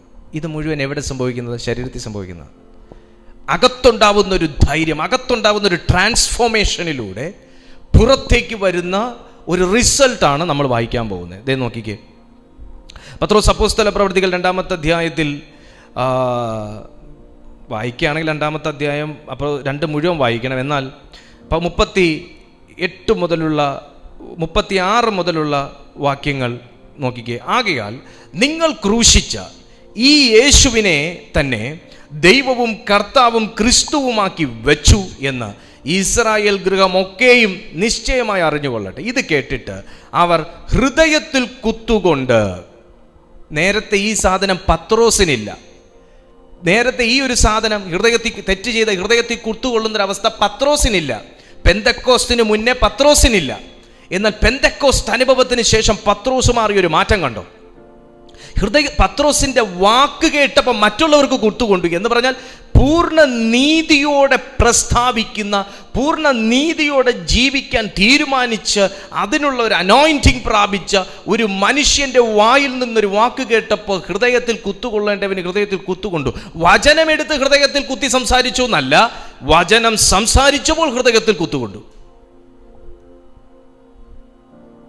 ഇത് കേട്ടിട്ട് അവർ ഹൃദയത്തിൽ കുത്തുകൊണ്ട്, നിങ്ങൾ മുന്നോട്ട് വായിക്കണം കേട്ടോ, 29 മുതൽ വായിച്ചാലേ നിങ്ങൾക്ക് അത് പിടികിട്ടത്തുള്ളൂ. ഞാൻ പക്ഷെ ഇവിടുന്ന് വായിക്കുക, സമയക്കുറവുകൊണ്ട്. കുത്തുകൊണ്ട് പത്രോസിനോടും ശേഷം അപ്പോസ്തലന്മാരോടും, സഹോദരന്മാരായ പുരുഷന്മാരെ, ഞങ്ങൾ എന്തു ചെയ്യേണ്ടു എന്ന് ചോദിച്ചു. പത്രോസ് അവരോട്, നിങ്ങൾ മാനസാന്തരപ്പെട്ട്. അപ്പൊ പത്രോസിന് സംഭവിച്ചൊരു കാര്യത്തെക്കുറിച്ച് എവിടെ പറയുന്നത്? മാനസാന്തരപ്പെടണം. പ്രിയപ്പെട്ട സഹോദര സഹോദരി, ഞാൻ തുറന്ന് നിങ്ങളോട് പറയാം, നമ്മുടെ ലൈഫിൻ്റെ ബ്ലെസ്സിങ്ങും നമ്മുടെ മനസ്സിൻ്റെ രൂപാന്തരവും തമ്മിൽ ഭയങ്കര ബന്ധമുണ്ട്. നമ്മുടെ ആത്മീയ ജീവിതത്തിൻ്റെ പുരോഗതിയാകട്ടെ, നമ്മുടെ ഭൗതിക ജീവിതത്തിൻ്റെ പുരോഗതിയാകട്ടെ, കർത്താവ് നമ്മളോട് സംസാരിക്കുന്ന കാര്യങ്ങളാകട്ടെ, നമ്മുടെ കൃപാവരത്തിൻ്റെ ജ്വലനത്തിൻ്റെ കാര്യങ്ങളാകട്ടെ, ദൈവം നമുക്ക് വാതിൽ തുറക്കുന്ന കാര്യങ്ങളാകട്ടെ, നമ്മളെ ദൈവം ഉപയോഗിക്കുന്ന കാര്യങ്ങളാകട്ടെ, നമ്മിലെ ആത്മീയ ശക്തിയുടെ കാര്യമാകട്ടെ, നമ്മുടെ നിലനിൽപ്പിൻ്റെ കാര്യമാകട്ടെ, നമ്മുടെ ആരോഗ്യത്തിൻ്റെ കാര്യമാകട്ടെ, സമ്പത്തിൻ്റെ കാര്യമാകട്ടെ, നമ്മൾ ആർക്കെങ്കിലും പ്രയോജനപ്പെടുന്ന കാര്യമാകട്ടെ, ഏതുമാകട്ടെ, നമ്മുടെ മാനസാന്തരം എന്ന് പറയുന്ന കാര്യത്തിനകത്ത് 100% കാര്യമുണ്ട്. അത് വിശുദ്ധ ബൈബിൾ പറയുന്നു. ആര് പറയുന്നു? യേശു പറഞ്ഞു. അല്ലല്ല, മാനസാന്തരപ്പെടാഞ്ഞാൽ അങ്ങനെ തന്നെ നശിച്ചു പോകും. ആര് പറഞ്ഞിട്ടുണ്ട്? ഇത്ര ക്ലിയർ കട്ടായിട്ട് കർത്താവ് മുഖം നോക്കിയൊന്നും സംസാരിച്ചൊന്നുമില്ല. നശിച്ചു പോകും എന്ന് പറയുമ്പോൾ യേശുവിൻ്റെ നാമത്തിൽ ഇയാൾ പറഞ്ഞ വാക്കിനെ ഞാൻ ക്യാൻസൽ ചെയ്യുന്നു എന്നൊന്നും അവിടെ ആർക്കും പറയാൻ ധൈര്യം ഉണ്ടായില്ല. അല്ലല്ല, മാനസാന്തരപ്പെടാഞ്ഞാൽ അങ്ങനെ തന്നെ നശിച്ചു പോകും. എന്ത് നശിച്ചു പോകും? എല്ലാം നശിച്ചു പോകും. നമുക്കുള്ളതും നശിക്കും, നമ്മളും നശിക്കും. അത് യേശു പറഞ്ഞ വാക്കാ. മാനസാന്തരത്തിന് അത്രയും പ്രാധാന്യമുണ്ട്. മാനസാന്തരം എന്ന സബ്ജക്റ്റൊക്കെ ഞാൻ ഒത്തിരി എടുത്തിട്ടുണ്ട്, ഇതിനു മുന്നേ എടുത്തിട്ടുണ്ട്. ഒത്തിരി പ്രാവശ്യം മാനസാന്തരം എന്ന് പറയുന്ന സബ്ജക്റ്റ് എടുത്തിട്ടുണ്ട്. ഞാൻ ക്ലിയർ കട്ടായിട്ട് ഞാൻ സംസാരിച്ചിട്ടുണ്ട്. നമ്മുടെ രക്ഷ, അന്ത്യകാലഘട്ടങ്ങൾ, അന്ത്യകാലത്തിൽ വെളിപ്പെടാനുള്ള കാര്യങ്ങൾ, മാനസാന്തരം ഇല്ലെങ്കിലുള്ള അവസ്ഥകൾ, മാനസാന്തരപ്പെട്ടാൽ നമ്മുടെ ഗുണങ്ങൾ, മാനസാന്തരപ്പെടുമ്പോഴുള്ള നമ്മുടെ അവസ്ഥകൾ, സ്വർഗത്തിലേക്കുള്ള നമ്മുടെ പ്രവേശം, എല്ലാ കാര്യങ്ങളും സംസാരിച്ചിട്ടുണ്ട്. അതെല്ലാം നമ്മുടെ യൂട്യൂബിൽ എവിടെയെങ്കിലുമൊക്കെ കാണും. ഹല്ലേലൂയ. മാനസാന്തരത്തിന് അത്രയും പ്രാധാന്യമുണ്ട്. നമുക്ക് പ്രൊഫറ്റിക്കലി നമുക്ക് മൂവ് ചെയ്യാം, ഒരു തെറ്റുമില്ല. നമുക്ക് ഗിഫ്റ്റ് ഓപ്പറേറ്ററായിട്ട് നമുക്ക് വർക്ക് ചെയ്യാം, നമുക്ക് ഗിഫ്റ്റ് ഓപ്പറേറ്റ് ചെയ്യാം. കാരണം ഇതൊക്കെ ദൈവം നമുക്ക് തന്ന, നമ്മളെ കൊണ്ടല്ലാതെ പിന്നെ ആരെ കൊണ്ട് ചെയ്യിക്കും? നമ്മളെപ്പോഴും നിത്യത, ഉയരത്തിലെ കാര്യങ്ങൾ മാത്രം നമ്മൾ സംസാരിച്ചാൽ, തീർച്ചയായിട്ടും നമ്മൾ സംസാരിച്ചാൽ ദൈവം തന്നിരിക്കുന്ന ഗിഫ്റ്റുകൾ ആര് ഓപ്പറേറ്റ് ചെയ്യും? ഒബ്വിയസ്ലി ദൈവം തന്നിരിക്കുന്ന ഗിഫ്റ്റുകൾ നമ്മൾ ഓപ്പറേറ്റ് ചെയ്യും. പക്ഷെ ദൈവം തന്നിരിക്കുന്ന ഗിഫ്റ്റുകൾ ഓപ്പറേറ്റ് ചെയ്യുമ്പോൾ നമ്മൾ ആക്ടിവേറ്റഡ് ആകണം. ആ ഗിഫ്റ്റിലൂടെ ഒരു വ്യക്തി ആക്റ്റീവ് ആകണമെന്നുണ്ടെങ്കിൽ ആ വ്യക്തിയുടെ മാനസാന്തരവുമായി വലിയ ബന്ധമുണ്ട്. ആ വ്യക്തിയുടെ സമർപ്പണം, അദ്ദേഹത്തിൻ്റെ ജീവിതം, അദ്ദേഹത്തിൻ്റെ തീരുമാനവുമായി വലിയ ബന്ധമുണ്ട്. എനിക്ക് പ്രൊഫസി പറയാം. ആ പ്രൊഫസി അദ്ദേഹത്തിൽ ചെന്ന് ഓപ്പൺ ആകണമെങ്കിൽ അദ്ദേഹത്തിൻ്റെ മാനസാന്തരവുമായി വലിയ ബന്ധമുണ്ട്. അല്ലെ പിന്നെ മാനസാന്തരം എന്നൊരു വാക്കിൻ്റെ ആവശ്യമില്ലല്ലോ. പെന്തക്കോസ്തിൻ്റെ ശക്തിയും മാനസാന്തരവുമായി വലിയ ബന്ധമുണ്ട്. പെന്തക്കോസ്തിൻ്റെ ശക്തി എന്നിലേക്ക് ഞാൻ എങ്ങനെയെങ്കിലും ജീവിച്ച കാലഘട്ടമൊക്കെ ഇഷ്ടം പോലെ ഉണ്ട്. എങ്ങനെയെങ്കിലും എന്ന് വെച്ചാൽ നിങ്ങൾക്ക് ചിന്തിക്കാൻ പറ്റാത്ത രീതിയിൽ ജീവിച്ച കാലഘട്ടമുണ്ട്. അന്ന് ഞാൻ ഉപവസിച്ച വ്യക്തിയാണ്. ഞാൻ പറഞ്ഞില്ലേ, എനിക്ക് എൻ്റെ അനുഭവത്തിൽ നിന്നാകുമ്പോൾ എനിക്ക് സംസാരിക്കാമല്ലോ, എനിക്കല്ലേ പറയാൻ പറ്റും എൻ്റെ അനുഭവം. ഞാൻ ഉപവസിച്ച വ്യക്തി എന്തിനാ? പരിശുദ്ധാത്മാവിനെ തരണേ. അവർ അന്യഭാഷ പറയുന്നു, ആ സഭയിൽ അവർ അന്യഭാഷ, എനിക്ക് പരിശുദ്ധാത്മാവിനെ തരണേ. പക്ഷേ എനിക്ക് മാനസാന്തരം എന്ന അനുഭവമില്ല. എനിക്കറിയത്തില്ലായിരുന്നു അങ്ങനെ ഒരു സംഭവം, മാനസാന്തരം എന്നൊരു അനുഭവം എനിക്കില്ലായിരുന്നു. അന്ന് എനിക്കറിയത്തില്ല ഈ മാനസാന്തരം, അതിൻ്റെ ഡെപ്ത് ഒന്നും എനിക്കറിയത്തില്ല. ഞാൻ സ്നാനം ഏൽക്കുന്നതിന് മുന്നേ പരിശുദ്ധാത്മാവിന് വേണ്ടി ഉപവസിച്ച വിദ്വാനാണ്. തെറ്റില്ല കേട്ടോ, അങ്ങനെയൊന്നും ചെയ്യുന്ന തെറ്റില്ല കേട്ടോ. മാനസാന്തരം സ്നാനമേൽക്കുന്നതിന് മുന്നേ പരിശുദ്ധാത്മാവിന് വേണ്ടി പ്രാർത്ഥിക്കുന്നതോ നിങ്ങൾ ഉപവസിക്കുന്നതോ ഒന്നും തെറ്റില്ല. സ്നാനമേൽക്കുന്നതിന് മുന്നേ പരിശുദ്ധാത്മാവ് പ്രാപിച്ചവർ ഈ ലോകത്തുണ്ട്, ഇന്നും ജീവിച്ചിരിപ്പുണ്ട്. പക്ഷെ അത് ഓരോ രീതിയാട്ടോ. ദൈവമാണ് പകരുന്നത്, പാസ്റ്ററല്ല, ദൈവമാണ് പകരുന്നത്. അത് ദൈവത്തിൻ്റെ കാരുണ്യമാണ്. പക്ഷെ ഞാൻ ചോദിച്ചു, എനിക്ക് തന്നില്ല. കാരണം എന്താ? വലിയ ഒരളവിൽ എനിക്ക് മാറ്റം വരാനുണ്ടായിരുന്നു. വലിയ ഒരളവിൽ എനിക്ക് മാറ്റം വരാനുണ്ടായിരുന്നു. അതുകൊണ്ട് എനിക്ക് തന്നില്ല. കാരണം തരാൻ പറ്റത്തില്ല. എനിക്ക് എൻ്റെ കൊച്ചിനെ ഭയങ്കര ഇഷ്ടമാണെന്ന് പറഞ്ഞ്, എനിക്കെൻ്റെ കുഞ്ഞിനെ വലിയ ഇഷ്ടമാണെന്ന് പറഞ്ഞ് ഞാൻ 1.5 ലക്ഷം രൂപ വിലയുള്ള ഐഫോൺ എടുത്ത് എൻ്റെ കുഞ്ഞിൻ്റെ കൊടുക്കുവോ പൊട്ടിക്കാൻ? അല്ല, കളിച്ചോട്ടെ, സാരമില്ല, നിലത്തിട്ടോട്ടെ, സാരമില്ല. എനിക്ക് എൻ്റെ കുഞ്ഞിനെ ഇഷ്ടമാണെന്ന് പറഞ്ഞ് ഞാൻ വീട്ടിൽ വെച്ചേക്കുന്ന ഫിഷ് ബൗൾ എടുത്ത് കുഞ്ഞിൻ്റെ കൈ കൊടുക്കും, സാരമില്ല, അവൻ കളിക്കട്ടെ. അവനത് ഹാൻഡിൽ ചെയ്യാൻ അറിയത്തില്ല. അവൻ അതിനെ കൊണ്ട് എവിടെയെങ്കിലുമൊക്കെ കൊണ്ട് മുട്ടിക്കും. കൊണ്ടുപോകാൻ പാടില്ലാത്തടത്ത് അവൻ കൊണ്ടുപോകും, ചെയ്യാൻ പാടില്ലാത്തൊക്കെ അവൻ ചെയ്യും, അതിൻ്റെയും കൂടെ നശിപ്പിക്കും. അതുകൊണ്ട് തരത്തില്ല. എന്നാൽ എൻ്റെ ജീവിതത്തിൽ വലിയൊരു ട്രാൻസ്ഫോർമേഷനിലേക്ക് പരിശുദ്ധാത്മാവ് എന്നെ വചനത്തിലൂടെയും എന്നോടുള്ള വ്യക്തിപരമായ ഇടപെടലിലൂടെയും കർത്താവ് എന്നെ കൊണ്ടുപോയി എന്നെ പഠിപ്പിച്ച് ട്രെയിൻ ചെയ്ത് എന്നെ ഡെലിവർ ആക്കിയതിന് ശേഷമാണ് പരിശുദ്ധാത്മാവിനെ അവിടുന്ന് എൻ്റെ മേൽ പകർന്ന. സ്നാനമേറ്റതിന് ശേഷം വിശുദ്ധ ബൈബിൾ സ്നാനമേൽക്കണമെന്ന് പറയുന്നു, അതുകൊണ്ട് നമ്മൾ സ്നാനമേൽക്കണം. വിശുദ്ധ ബൈബിൾ മാനസാന്തരപ്പെടണമെന്ന് പറയുന്നു, അതുകൊണ്ട് നമ്മൾ മാനസാന്തരപ്പെടണം. വിശുദ്ധ ബൈബിൾ പരിശുദ്ധാത്മാവിനെ പ്രാപിക്കും എന്ന് പറയുന്നു, അതുകൊണ്ട് നമ്മൾ പ്രാപിച്ചിരിക്കും. നമ്മുടെ മേൽ ദൈവം അത് പകരും, അതുകൊണ്ട് നിങ്ങൾക്കും അത് കിട്ടും. പത്രോസ് അവരോട്, നിങ്ങൾ മാനസാന്തരപ്പെട്ട് നിങ്ങളുടെ പാപങ്ങളുടെ മോചനത്തിനായി ഓരോരുത്തൻ യേശുക്രിസ്തുവിന്റെ നാമത്തിൽ സ്നാനമേൽപ്പീൻ. പത്രോസ് പറഞ്ഞു, സ്നാനമേൽപ്പീൻ. അപ്പൊ ഇത് പത്രോസിന്റെ ലൈഫിൽ നടന്ന കാര്യം എന്താ? പത്രോസ് അന്നത്തേക്ക് ശേഷം പത്രോസിന് മാനസാന്തരം എന്നൊരു അനുഭവം ഉണ്ടായി. പത്രോസിന് തെറ്റുകൾ മനസ്സിലായി, പാപങ്ങൾ ഏറ്റുപറഞ്ഞു. ദൈവസന്നിധിയിൽ പ്രഷ്യസ് ആയ ഹോളി സ്പിരിറ്റിനെ അവർ ഒരുമിച്ചിരുന്ന് പ്രാർത്ഥിച്ചപ്പോൾ താൻ പ്രാപിച്ചു യേശുവിന്റെ നാമത്തിൽ. ഇന്ന് ഈ മെസ്സേജ് കണ്ടുകൊണ്ടിരിക്കുമ്പോൾ ജീവിതത്തിൽ ആമേൻ ആഗ്രഹം ഇല്ലാഞ്ഞിട്ടും വീണ്ടും പല തെറ്റുകൾക്കകത്ത് പെട്ടുപോയി, വീണ്ടും പല തെറ്റുകൾക്കകത്ത് പെട്ടുപോയി, വീണ്ടും പല ബന്ധങ്ങൾക്കകത്ത് പെട്ടുപോയി, വീണ്ടും പല ചാറ്റിങ്ങിനകത്ത് കുടുങ്ങിപ്പോയി, വീണ്ടും പല വീഡിയോസിനകത്ത് കുടുങ്ങിപ്പോയി, വീണ്ടും പല ആസക്തികൾക്കകത്ത് കുടുങ്ങിപ്പോയി, പലവട്ടം ഏറ്റുപറഞ്ഞ തെറ്റ് തന്നെ നീ വീണ്ടും നിന്നെ കൊണ്ട് സാത്താൻ ചെയ്യിക്കുന്നു എന്നുണ്ടെങ്കിൽ നിന്നെ രക്ഷിക്കുന്ന ഒരസാധാരണമായ ആത്യന്ത ശക്തി അത്രേ പെന്തക്കോസ്തിന്റെ ശക്തി. അതൊരു തീയായി ഒരുപക്ഷെ നിന്റെ മേൽ വന്നേക്കാം, അതൊരു ശക്തിയായി നിന്റെ മേൽ വന്നേക്കാം, അതൊരു കാറ്റായി നിന്റെ മേൽ വന്നേക്കാം, അതൊരു വലിയ അനുഭവമായി നിന്റെ മേൽ വന്നേക്കാം. എന്താ അത് സംഭവിക്കുന്നത്? ഓരോരുത്തൻ മാനസാന്തരപ്പെട്ട്, ഞാനൊരു ദൈവശബ്ദം നിങ്ങളോട് അറിയിക്കട്ടെ, എപ്പോൾ ഇത് എനിക്ക് എൻ്റെ ഉള്ളത്തിൽ ഒരു മാനസാന്തരം ഉണ്ടായേ പറ്റൂ എന്ന് നിങ്ങൾ ചിന്തിച്ചു തുടങ്ങുന്നത് തന്നെ മാനസാന്തരത്തിന്റെ ആരംഭമാണ്. ആ സെക്കൻഡ് മുതൽ ഹോളി സ്പിരിറ്റ് നിന്നോട് അടുക്കാൻ തുടങ്ങും. അവിടുന്ന് യാത്ര പുറപ്പെടും. അല്ല, നിനക്ക് ചുറ്റും നിന്നിലേക്ക് പ്രവേശിക്കണമെന്ന അത്യന്ത ആഗ്രഹത്തോടെ നിൽക്കുന്ന പരിശുദ്ധാത്മാവ് നിന്റെ ആ ചിന്തയുടെ ആരംഭം മുതൽ നിന്നിലേക്ക് ലക്ഷ്യം വെച്ചു തുടങ്ങും, നിന്റെ ഉള്ളിലേക്ക് ലക്ഷ്യം വെച്ചു തുടങ്ങും. കുഞ്ഞെ, നീ എപ്പോൾ ഇനിമേൽ ഞാൻ പാപം ചെയ്യുകയില്ല, ഇനിമേൽ ഞാൻ പാപത്തിൽ കമ്മിറ്റഡ് ആകുകയില്ല എന്ന് ചിന്തിക്കുന്നുവോ, എനിക്കൊരു മാനസാന്തരം വേണമെന്ന് നിങ്ങൾ ഉറയ്ക്കുന്നുവോ, ആ സെക്കൻഡിൽ ആത്മാവ് നിന്നെ മൂടും.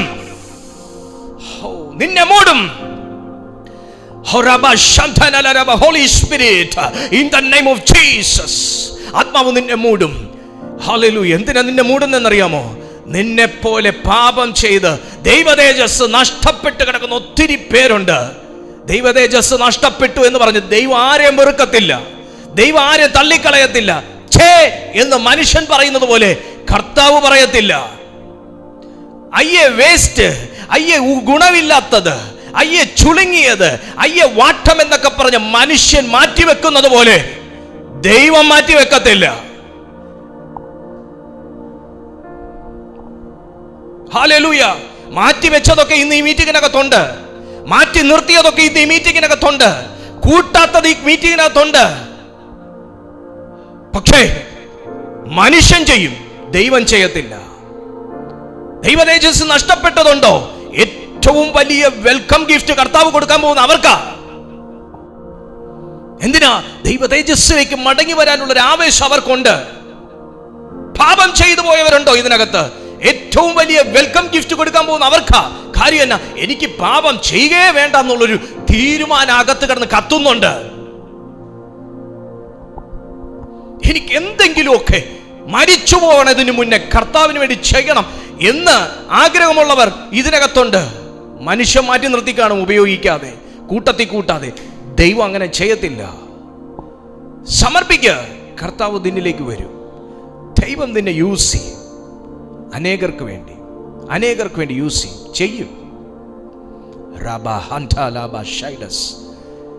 അല്ലല്ല, മനസ്സാന്തരപ്പെട്ട് നിങ്ങളുടെ പാപങ്ങളുടെ മോചനത്തിന് ഓരോരുത്തരും യേശുക്രിസ്തുവിന്റെ നാമത്തിൽ സ്നാനമേൽപ്പിൻ, എന്നാൽ പരിശുദ്ധാത്മാവ് എന്ന ദാനം ലഭിക്കും. ഇതാരുടെയും കുടുംബ സ്വത്തൊന്നും അല്ല, പത്രോസിന്റെ പോലും അല്ല. അതോ പത്രോസ് പറഞ്ഞ ദാനം ലഭിക്കുമെന്ന്? പത്രോസാ ഇത് ഡിസ്ട്രിബ്യൂട്ട് ചെയ്തെങ്കിൽ ഒരുപക്ഷെ ചിലപ്പോൾ ജഡം വർക്ക് ചെയ്തേനെ. അങ്ങനെ ഇപ്പൊ ഇവന്റെ ഈ ജാടയ്ക്ക് ഇവനിപ്പോ കൊടുക്കണ്ട. മനുഷ്യരെങ്ങനെയല്ലേ? മനുഷ്യരങ്ങ് വിലയിടുവാ. ഇവനങ്ങ് ജാടയാ, ഇവനങ്ങ് മറ്റേതാ മറിച്ചതാ, ഇവനൊക്കെയോ മനുഷ്യൻ വിലയിടുവല്ലേ? പത്രോസിന്റെ അണ്ടറിലാ ഇത് വെച്ചിരുന്നെങ്കിൽ പലർക്കും കിട്ടാതെ പോവും.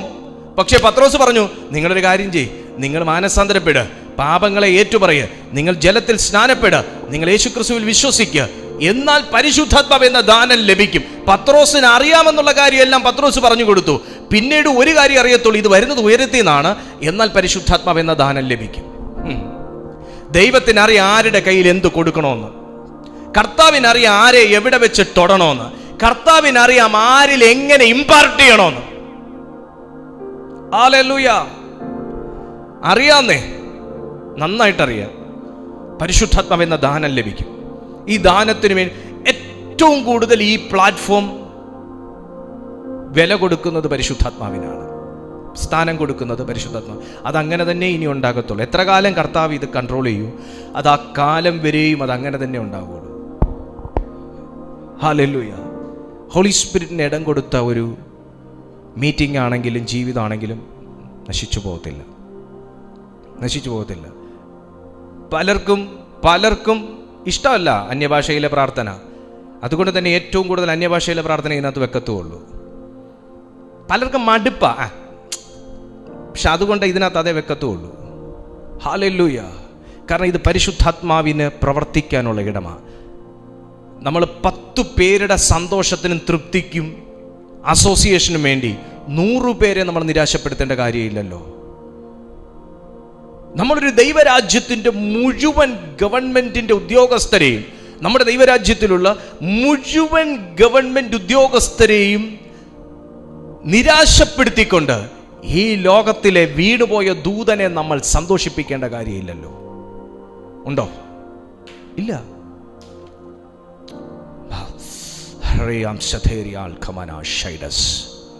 ദൈവരാജ്യവുമായി ഒരു കണക്ഷൻ ഉണ്ടാകട്ടെ, ദൈവസന്നിധിയുമായി ഒരു കണക്ഷൻ ഉണ്ടാകട്ടെ, പരിശുദ്ധാത്മാവുമായി ഒരു കണക്ഷൻ ഉണ്ടാകട്ടെ. കാര്യം എന്താണെന്നറിയാവോ? മനുഷ്യൻ ആശയവിനിമയം നടത്തുന്ന കാലതാമസം എടുക്കത്തില്ല. ദൈവം ഒരു കാര്യം അറിയിക്കാൻ തുടങ്ങിയാൽ മനുഷ്യൻ ആശയവിനിമയം നടത്തുന്ന, ഇപ്പം ഞാൻ നിങ്ങളോട് ഈ കാര്യം ഒന്ന് പറഞ്ഞ് നിങ്ങളിലേക്ക് ഒന്നിടാൻ ഇത്രയും ഞാൻ എക്സ്പ്ലെയിൻ ചെയ്യുന്നുണ്ട്. ഇതിൻ്റെ 1% ഒരു സമയം എടുക്കത്തില്ല കർത്താവ് നിങ്ങളോട് ഈ കാര്യം സംസാരിക്കാൻ തുടങ്ങി. അതുകൊണ്ട് ആ രാജ്യവുമായിട്ടൊരു കണക്ഷൻ വേണമെന്ന് പറയുന്നത്. എന്നാൽ നിങ്ങൾ നിങ്ങളുടെ മേൽ പരിശുദ്ധാത്മാവ് എന്ന ദാനം ലഭിക്കും. വാഗ്ദത്തം നിങ്ങൾക്കും നിങ്ങളുടെ മക്കൾക്കും നമ്മുടെ ദൈവമായ കർത്താവ് വിളിച്ചു വരുത്തുന്ന ദൂരസ്ഥന്മാരായുള്ള എല്ലാവർക്കും ഉള്ളതല്ലോ എന്ന് പറഞ്ഞു. വാഗ്ദത്തം ആർക്കുള്ളതാ? നമുക്ക് മാത്രം. നമ്മൾ അറിയുന്ന ഒരു ദൈവിക സന്തോഷം നിങ്ങളിൽ ലിമിറ്റ് ചെയ്യാൻ ആഗ്രഹിക്കരുത്. മക്കൾക്കും കൂടെ ഉള്ളതാ, നമ്മുടെ മക്കൾക്കും കൂടെ. ഇത് എൻ്റെ വാക്കല്ല, പരിശുദ്ധാത്മാവിടെ രേഖപ്പെടുത്തിയിരിക്കുന്ന വാക്കാ. വാഗ്ദത്തം നിങ്ങൾക്കും നിങ്ങളുടെ മക്കൾക്കും നമ്മുടെ ദൈവമായ കർത്താവ് വിളിച്ചു വരുത്തുന്ന ദൂരസ്ഥന്മാരായ ഏവർക്കും ഉള്ളതല്ലോ. ഏത് കമ്മ്യൂണിറ്റിയിൽ നിന്ന് വന്നു എന്നുള്ളത് ദൈവത്തിന് വിഷയമല്ല. ഏത് പശ്ചാത്തലത്തിൽ നിന്ന് വന്നു എന്നുള്ളത് ദൈവത്തിന് വിഷയമല്ല എന്ന് ഞാനല്ല പറയുന്നത്, ബൈബിളാ പറയുന്നത്. ദൂരസ്ഥന്മാരായിട്ടുള്ളവർക്കും നിങ്ങൾക്കും നിങ്ങളുടെ മക്കൾക്കും കർത്താവ് വിളിച്ചു വരുത്തുന്ന ദൂരസ്ഥന്മാരായിട്ടുള്ളവർക്കും ഉള്ളതല്ലോ. അപ്പൊ പിന്നെ നമുക്ക് പറയാൻ പറ്റും അവന്റെ മേൽ പരിശുദ്ധാത്മാവ് വരണ്ടെന്ന്. നീ ഇങ്ങനെ ആയതിനു ശേഷം നിന്റെ മേൽ പരിശുദ്ധാത്മാവ് വരാൻ പ്രാർത്ഥിക്കാം എന്ന് പറയാൻ പറ്റുമോ? പകരുന്നത് ദൈവമല്ലോ. പകരുന്നത് ഒരു സംഘടനയല്ല, ഒരു വ്യക്തിയല്ല, ഒരു കൂട്ടമല്ല. പകരുന്നത് ദൈവമാ.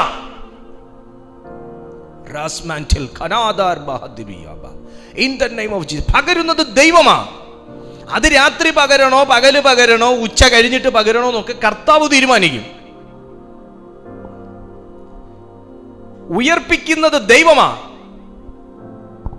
3-ാം നാൾ ഉയർപ്പിക്കൂ എന്ന് പറഞ്ഞു യേശുവിനെ. ദൈവം ടൈം ഡിസൈഡ് ചെയ്തു. അതുകൊണ്ട് നേരത്തെ ഉയർപ്പിക്കുന്ന സമയം കൂടെ പറഞ്ഞു കൊടുത്തെങ്കിൽ കൃത്യം വാച്ച് നോക്കി ആ ടൈമിനെ അവിടെ എത്തത്തുള്ളായിരുന്നു, അല്ലേ? ഉയർപ്പിക്കുന്ന സമയം, എൻ്റെ പുത്രനെ 3-ാം നാൾ അവൻ ഞാൻ കല്ലറയിൽ നിന്ന് ഉയർപ്പിക്കും, ഉച്ചതിരിഞ്ഞ് 3:05 ഞാൻ അവനെ ഉയർപ്പിക്കും എന്ന് വിശുദ്ധ ബൈബിളിൽ എഴുതി നമ്മൾ വായിച്ചെങ്കിൽ, അല്ല നേരത്തെ അങ്ങനെ ഒരു അരുളപ്പാടോടെ കൊടുത്തെങ്കിൽ 3 മണിയാകുമ്പോൾ വീട്ടിൽ നിന്ന് ഇറങ്ങും, 3:05 ആകുമ്പോൾ അവിടെ എത്താമല്ലോ, 5 മിനിറ്റ് ദൂരമല്ലേ ഉള്ളൂ എന്ന് പറഞ്ഞ് നമ്മൾ ഇറങ്ങും. കാരണം നമ്മൾ കറക്റ്റ്. അതുകൊണ്ട് ടൈം പറഞ്ഞില്ല, 3-ാം നാൾ ഉയർപ്പിക്കുമെന്നേ പറഞ്ഞുള്ളൂ. സഹോദരൻ, ഞാനിത് തമാശ രൂപേണ പറഞ്ഞു വിട്ടെങ്കിലും ഇതിനകത്ത് ഒത്തിരി ആശയങ്ങളുണ്ട്. അത് പലർക്കും മനസ്സിലാകാനും സാധ്യതയുണ്ട്. അതിനകത്തുള്ള ഒരാശയം പ്രാധാന്യം അർഹിക്കുന്നതുകൊണ്ട് ഞാൻ എടുത്തു പറയുന്നു. നിന്റെ മേൽ ദൈവം പരിശുദ്ധാത്മാവിനെ പകരുമെന്ന ആലോചന പറഞ്ഞിട്ടുണ്ടെങ്കിൽ, നിങ്ങളെ ദൈവം അത് നിറയ്ക്കുമെന്ന വിശുദ്ധ ബൈബിളിൽ വാഗ്ദത്തമുണ്ടെങ്കിൽ, ആർക്കും ആർക്കും ആർക്കും ആർക്കും ഒന്നിനാലും ഒന്ന് വെച്ചും അതിനെ തടയാൻ പറ്റത്തില്ല, അതിനെ അളവ് നിശ്ചയിക്കാൻ പറ്റത്തില്ല. നീ കൊതിക്കുന്നത് പോലെ നിന്റെ മേൽ പരിശുദ്ധാത്മാവിനെ എൻ്റെ ദൈവം പകർന്നിരിക്കും. ഹല്ലേലൂയ. നമ്മുടെ മേൽ മാത്രമല്ല, നമ്മുടെ മക്കളുടെ മേൽ, നമ്മുടെ മക്കളുടെ മക്കളുടെ മേൽ, ദൂരസ്ഥന്മാരായിട്ടുള്ള ആരുടെയും മേൽ അവിടുന്ന് പകരുമെന്ന് ദൈവത്തിൻ്റെ വചനം വ്യക്തമായി നമ്മെ പഠിപ്പിക്കുന്നു. മത്തായി എഴുതിയ സുവിശേഷം 26-ാമത്തെ അധ്യായം 58-ാമത്തെ വാക്യത്തിൽ ഇതേ പത്രോസിനെ ഭീരുത്വമുള്ള ഒരു വ്യക്തിയായിട്ടാണ് നമ്മൾ കാണുന്നതെങ്കിൽ, പെന്തക്കോസ്തിന്റെ ശക്തി അനുഭവിച്ചതിന് ശേഷം അപ്പോസ്തല പ്രവൃത്തി 4-ാമത്തെ അധ്യായം 30-31 വാക്യത്തിൽ തന്നെ അമിത ശക്തിയുള്ളവനായി, ഈ ലോകത്തിൻ്റെതല്ലാത്ത ധൈര്യം, ഈ ലോകത്തൊരു മനുഷ്യർക്കും ഇല്ലാത്തൊരു ധൈര്യം, വല്ലാത്തൊരു ജ്ഞാനം, വല്ലാത്തൊരു ശക്തി, വല്ലാത്തൊരു ഗാംഭീര്യത്തോടുകൂടെ ആമേൻ തന്നെ മൂപ്പന്മാരുടെ മുമ്പിൽ, പരീശന്മാരുടെ മുമ്പിൽ ദൈവം പ്രദർശിപ്പിച്ചതിൻ്റെ കാരണം തന്നിൽ വർക്ക് ചെയ്യാൻ അനുവാദം കൊടുത്ത പരിശുദ്ധാത്മാവിൻ്റെ ശക്തിയാണ്, പെന്തക്കോസ്തിൻ്റെ ശക്തിയാണ് എന്ന് നമുക്ക് തിരുവെഴുത്ത് വായിക്കുമ്പോൾ അറിയാനായിട്ട് കഴിയും. ഇതേ സുവിശേഷം തന്നെ മത്തായിയുടെ സുവിശേഷം 16-ാമത്തെ അധ്യായം 21-22 വാക്യങ്ങൾ പഠിക്കുമ്പോൾ, പഠിപ്പില്ലാത്തവനായി നമ്മൾ പത്രോസിനെ കുറിച്ച് വായിച്ചു പഠിക്കുമ്പോൾ, അപ്പോസ്തല പ്രവർത്തികൾ 4-ാമത്തെ അധ്യായം 13-ാമത്തെ വാക്യത്തിൽ ഒരു പണ്ഡിതൻ സംസാരിക്കുന്നതിനേക്കാളും, ഒരു തത്വചിന്തകൻ സംസാരിക്കുന്നതിനേക്കാളും, ഒരു നിരൂപകനും നിരൂപിക്കാൻ പറ്റാത്തതുപോലെ സ്വർഗീയമാകുന്ന ജ്ഞാനത്തിൽ സംസാരിക്കുന്ന ഒരു പത്രോസിനെ നമുക്ക് തിരുവെഴുത്തിനകത്ത് കാണാൻ പറ്റുന്നു. ഇതൊക്കെ എങ്ങനെ സംഭവിക്കുന്നു? ഇതിനെയാണ് നമ്മളൊക്കെ ലളിതമായി സൂപ്പർ നാച്ചുറൽ എന്ന് പറഞ്ഞങ്ങ് വിടുന്നേ. എന്താണ് ഈ സൂപ്പർ നാച്ചുറൽ? ഒരു സുപ്രീം അതോറിറ്റി നമ്മിൽ വർക്ക് ചെയ്യാൻ, Oh mighty God in Jesus name. ആമേൻ. ഒരു സുപ്രീം അതോറിറ്റി എന്നിൽ വർക്ക് ചെയ്യാൻ ഞാൻ എപ്പോൾ അനുവാദം കൊടുക്കുന്നോ ആ സെക്കൻഡ് മുതൽ എൻ്റെ ലൈഫ് സൂപ്പർ നാച്ചുറൽ ആയിരിക്കും. In Jesus name. യോഹന്നാൻ 21-ാമത്തെ അധ്യായം 21-22 വാക്യങ്ങൾ പഠിക്കുമ്പോൾ ഇതേ പത്രോസ് സ്വന്തം വിളിയെ മറന്ന് യേശു ക്രിസ്തുവിനെ അറിയത്തില്ല എന്ന് പറഞ്ഞ് തള്ളിപ്പറയുമ്പോൾ, പത്രോസ് തന്നെ ഒരു ലേഖനം സ്വന്തമായി എഴുതി. അതിന്റെ 1-ാമത്തെ ലേഖനം 5-ാമത്തെ അധ്യായം 6-ാമത്തെ വാക്യത്തിൽ പഠിക്കുമ്പോൾ വിളിയെ മറക്കരുത് എന്ന് ദൈവാത്മാവിൽ ഓർമ്മിപ്പിക്കുന്നു. മനസ്സിലായോ? വിളിയെ മറന്നോ? നീ ദർശനം കൈവിട്ടു പോയോ? ദൈവശക്തിക്ക് ചോർച്ച സംഭവിച്ചോ? ഭാരപ്പെടേണ്ട, മടങ്ങി വാ. കർത്താവ് നിന്നെ നിറയ്ക്കാൻ പോവുക. മത്തായി എഴുതിയ സുവിശേഷം 26-ാമത്തെ അധ്യായം 33-ാമത്തെ വാക്യത്തിൽ ഒരു സ്വയം പ്രശംസിക്കുന്ന ഒരു മനുഷ്യൻ, ഞാൻ എന്തോ ആണ് എന്നുള്ളൊരു ഭാവത്തിൽ ജീവിച്ച പത്രോസിനെ പെന്തക്കോസ്റ്റ് അനുഭവത്തിന് ശേഷം അപ്പോസ്തല പ്രവൃത്തികൾ 5-ാമത്തെ അധ്യായം 30-31 വാക്യം പഠിക്കുന്ന സമയം യേശുവിനെ ഉയർത്തുന്ന അഭിഷിക്തനാക്കി ദൈവാത്മാവ് മാറ്റി. യേശുവിൻ്റെ നാമത്തിൽ. ഞാനതാ പറഞ്ഞത്, പരിശുദ്ധാത്മാവ് ഒരു വ്യക്തിയെ കൺട്രോൾ ചെയ്യാൻ അനുവാദം കൊടുത്താൽ അവൻ്റെ ആത്മാവിനെ, അവൻ്റെ ദേഹിയെ, അവൻ്റെ ദേഹത്തെ അവിടുന്ന് കൺട്രോൾ ചെയ്യും. നമ്മുടെ അവയവങ്ങളെ കൺട്രോൾ ചെയ്യും. സ്വയം പ്രശംസ സംസാരിക്കണമെങ്കിൽ നാവ് ഉപയോഗിക്കണം. ഇതേ നാവിനെ പരിശുദ്ധാത്മാവ് ഉപയോഗിക്കാൻ തുടങ്ങിയാൽ അവൻ യേശുവിനെ പ്രശംസിക്കുന്നവനായി മാറും. നമ്മുടെ അവയവങ്ങളുടെ മേലുള്ള ദൈവിക നിയന്ത്രണം, അവയവങ്ങളുടെ മേലുള്ള ദൈവിക നിയന്ത്രണം. കമോൺ, ആര് വിശ്വസിക്കുന്നു? അവരുടെ മേൽ ഇന്ന് പരിശുദ്ധാത്മാവ് അത് പകരാൻ പോകുവാണ്. ഇതുവരെ നിങ്ങൾ അനുഭവിച്ച ഒരു ദൈവിക ശക്തിയെക്കാളും, ഇതുവരെ നിങ്ങൾ അനുഭവിച്ച ഒരു ദൈവിക സാന്നിധ്യത്തെക്കാളും ഉയർന്ന അളവിലുള്ള ഒരു ദൈവശക്തി പരിശുദ്ധാത്മാവ് പകരാൻ പോവുകയാണ്. വിശ്വസിക്കുന്ന എല്ലാ ദൈവമക്കളും ചേർന്ന് പ്രാർത്ഥിക്കുക. പരിശുദ്ധാത്മാവിനെ പ്രാപിക്കാൻ ആഗ്രഹിക്കുന്ന എല്ലാവരും ചേർന്ന് പ്രാർത്ഥിക്കുക. In the name of Jesus Christ.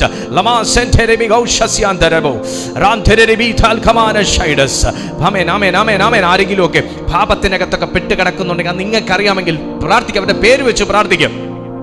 അവരുടെ ജീവിതം പറഞ്ഞ് പ്രാർത്ഥിക്കുക. ഈ സമയത്ത് നിങ്ങളുടെ മക്കളായിരിക്കാം, ഒരുപക്ഷെ അത് നിങ്ങൾ തന്നെ ആയിരിക്കാം. നിങ്ങളുടെ പരസ്യ ജീവിതം നല്ലത്, രഹസ്യ ജീവിതത്തിൽ വീഴ്ചകൾ സംഭവിച്ചു പോകുന്ന വ്യക്തികളാണെങ്കിൽ നിങ്ങളും നിങ്ങളുടെ ദൈവവും മാത്രമുള്ള ഈ സമയം അത് ദൈവസന്നിധിയിൽ പാപങ്ങൾ ഏറ്റുപറയാം.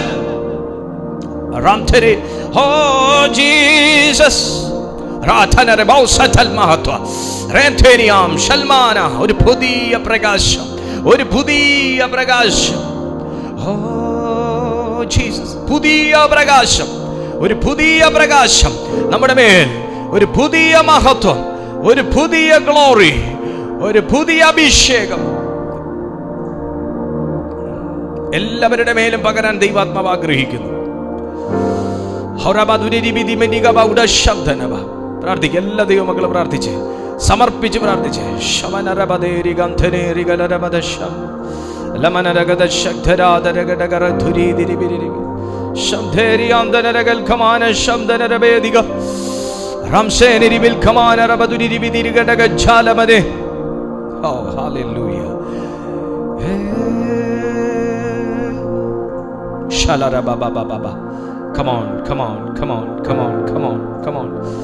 ആ ദൈവാത്മാവിനെ നിങ്ങളുടെ അരികിലേക്ക് ഒന്ന് ക്ഷണിക്കുക.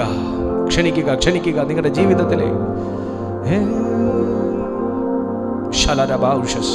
നിന്നെ നിയന്ത്രിക്കാൻ നീ വെച്ച നിയമങ്ങളല്ല, നിങ്ങളെ നിയന്ത്രിക്കാൻ സ്വർഗം നിർമ്മിച്ച പുതു നിയമങ്ങൾ നിലനിൽക്കുന്നു.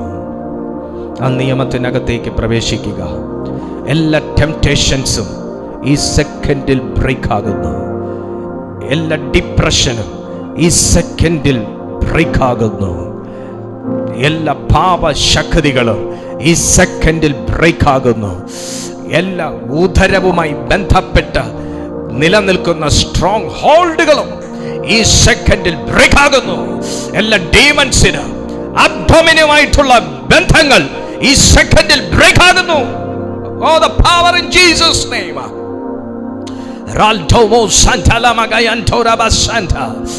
ദൈവരാജ്യത്തിനകത്തെ അംഗത്തെ തട്ടിയെടുക്കുന്ന സകല സൈറ്റാനിക് സ്കീമുകളും ക്യാൻസൽ ആകുന്നു. ദൈവരാജ്യത്തിനകത്ത് ജനം വർദ്ധിക്കാൻ പോകുന്നു. ദൈവരാജ്യത്തിനകത്ത് അഭിഷിക്തർ വർദ്ധിക്കാൻ പോകുന്നു. ദൈവരാജ്യത്തിനകത്ത് ഗ്ലോറി ചുമക്കുന്നവർ വർദ്ധിക്കാൻ പോകുന്നു.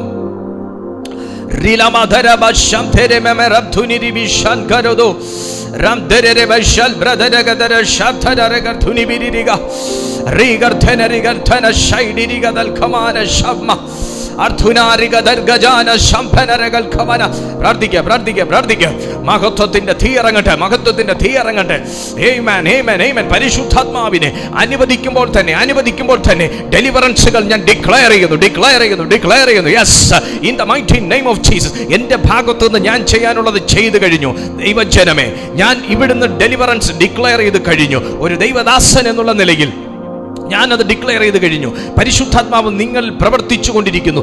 നിങ്ങൾ അനുവദിക്കുമെങ്കിൽ ഈ ഡെലിവറൻസ് അവിടെ സംഭവിക്കും, അവിടെ സംഭവിക്കും, അവിടെ സംഭവിക്കും, അവിടെ സംഭവിക്കും. അത് ഞാൻ ഡിക്ലെയർ ചെയ്യുന്നു യേശുവിന്റെ നാമത്തിൽ. ഇപ്പോൾ തന്നെ രോഗശാന്തികൾ ഉണ്ടാകട്ടെ, രോഗശാന്തികൾ ഉണ്ടാകട്ടെ, രോഗശാന്തികൾ ഉണ്ടാകട്ടെ. പാപശക്തികൾ അഴിയട്ടെ, പാപം ചെയ്യിക്കുന്ന ശക്തികൾ അഴിയട്ടെ.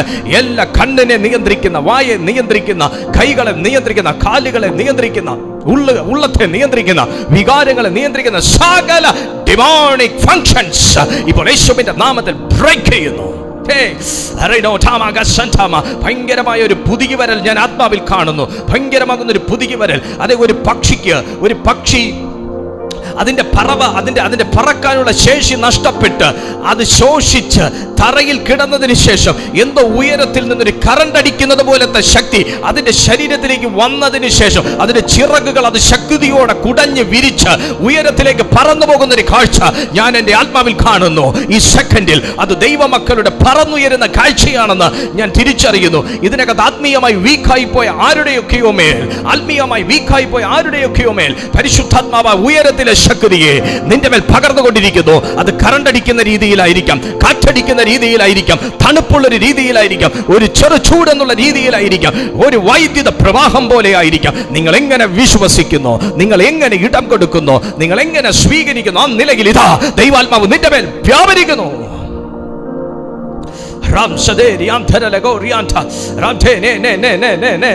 In the name of Jesus, എല്ലാ ആത്മീയമാകുന്ന മുരടിപ്പുകളും ശാസിക്കുന്നു. ആത്മീയമാകുന്ന മുരടിപ്പുകളെ ശാസിക്കുന്നു.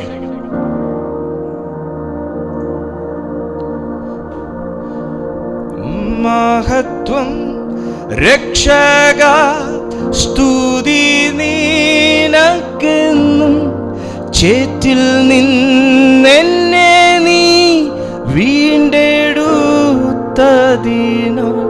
സ്തുതിക്കും അങ്ങേ ഞാനായുസ്സിൻ നാളെല്ലാം നന്ദിയോടടി വണങ്ങും. സ്തുതിക്കും അങ്ങേ ഞാനായുസ്സിൻ നാളെല്ലാം നന്ദിയോടടി വണങ്ങും. കുഞ്ഞാട്ടിൻ തിരു രക്തത്താൽ ഞാൻ ശുദ്ധനായി തീർന്നു. തൻ ചങ്കിലെ ശുദ്ധരക്തത്താൽ ഞാൻ ജയം പ്രാപിക്കും.